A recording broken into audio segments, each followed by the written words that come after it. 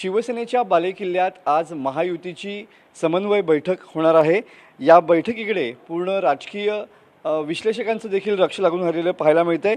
भाजप, शिवसेना आणि अजित पवार राष्ट्रवादी यांच्या पदाधिकाऱ्यांची ही बैठक असणार आहे। राज्य उत्पादन शुल्क मंत्री शंभूराजे देसाई, शिक्षण मंत्री दीपक केसरकर, उद्योग मंत्री उदय सामंत तर आमदार प्रसाद लाड हे देखील या बैठकीला प्रमुख उपस्थित राहणार आहेत। ज्या पद्धतीनं पूर्ण कोकणामध्ये या ठिकाणी महायुतीचं वर्चस्व लोकसभेला पाहायला मिळालं। उद्धव ठाकरे गट असू दे किंवा शरदचंद्रजी पवार गटाला या ठिकाणी ज्या पद्धतीनं चितपट करण्यात आलं, त्यानंतर आता विधानसभेच्या दृष्टीनं कोकणातली व्यूहरचना आखण्यासाठी या ठिकाणी महायुतीची बैठक होताना पाहायला मिळते आहे। समन्वय बैठक आहे।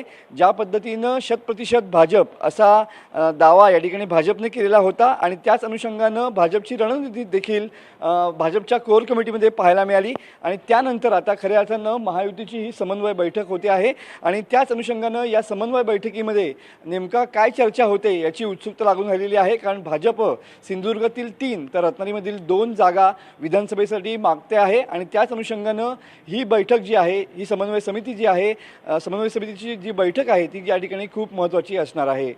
कॅमेरामन समित गजनेसह मी मनोज लेले, TV9 मराठी, रत्नागिरी।